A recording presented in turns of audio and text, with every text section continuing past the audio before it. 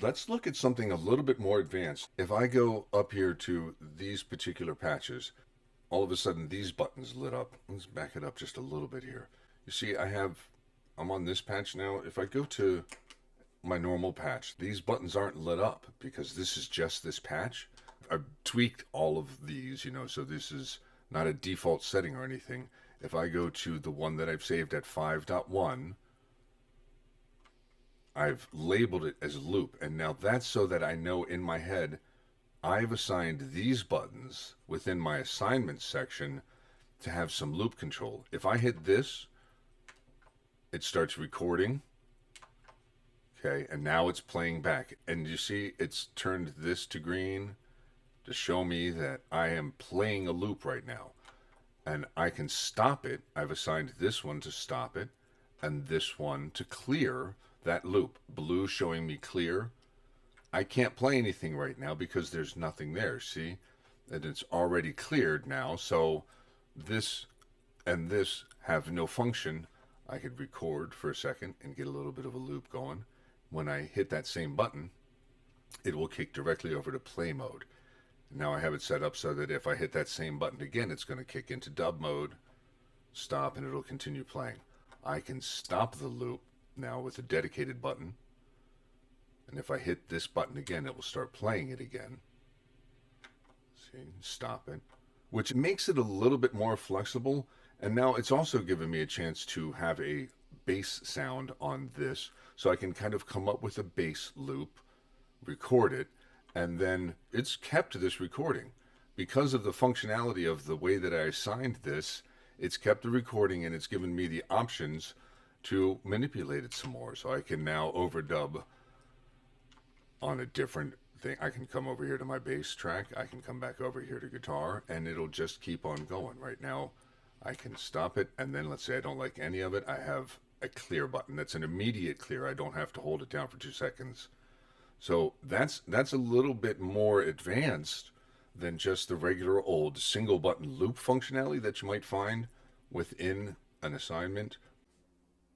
So I'm going to amend what I said just a little bit about this control page, because I actually saved myself some assignments by doing this loop maneuver here on the control page for this patch. I have set up Control 2 to always act as the manual mode if you touch it for a second, tuner if you hold it for 2 seconds, and that's system right there. Okay, so when I'm in control function,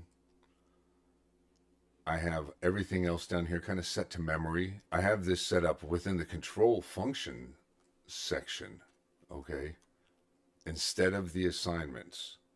Instead of going into the assignment menu, I went to the control function menu, and this is where I can kind of save myself some assignments.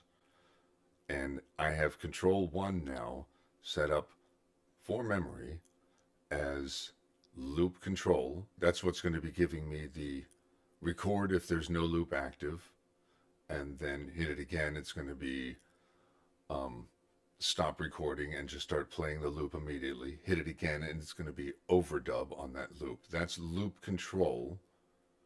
And now for the memory for number 3, see, this is button 1, button 2, button 3. I want it to be dedicated to loop clear, and then I want my stop button right next to my C1 button. They're right next to each other, so it makes it easier to just hit the play button and be here playing, and then this is your stop, and then this would be clear, So it's just makes it a little more intuitive in my mind. You could absolutely just go up and then turn these around right here, right? Make that the clear, and then now this would be stop. That's how you can change this, and this is what I recommend you just kind of scrolling through and seeing what's available for you, So I don't want it to be redundant. I don't really want loop control in 2 places. I want loop stop in 1 place. I want loop clear over here. So that's how I've set this up to be able to have 2 patches, a guitar patch and a bass patch, that then I have a little more control over without just having to really fumble with one button. You got to play an overdub and a stop and then a clear function, all instant. And then you can go in, and if you've been doing assignments, you can do the things like I've been doing and have that guitar patch be really alterable by one button push, or you can go into your manual mode and then have these buttons. Now we're in manual mode. We're not going to be affecting the loop anymore. Okay, so remember, when you kick over to manual mode, it takes away a lot of the control that we are creating within the control and assign sections of that menu. So that's something to keep in mind. When you're in manual mode, that's what you're going to see. A lot of people will end up pushing the page button and then not realize that they'll think they're in manual mode, and when they come out of manual mode, they actually are back over at the page view of manual mode. Hit the page left button and you'll get back to your loop name again. And you can see even more options here if you keep paging to the right and to the left.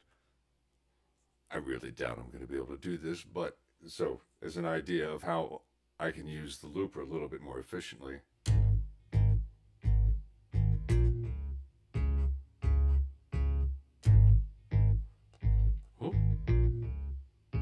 So now I can keep the loop going and go over to my guitar patch. And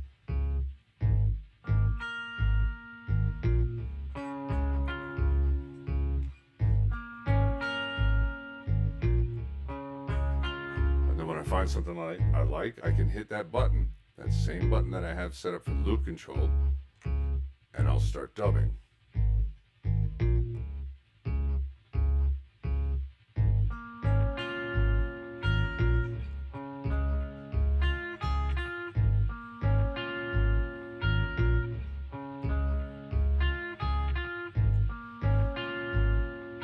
Dub something.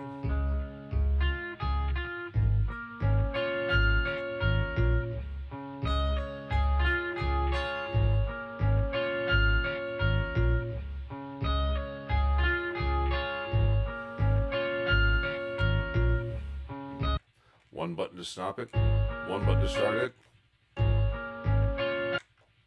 one button to clear it.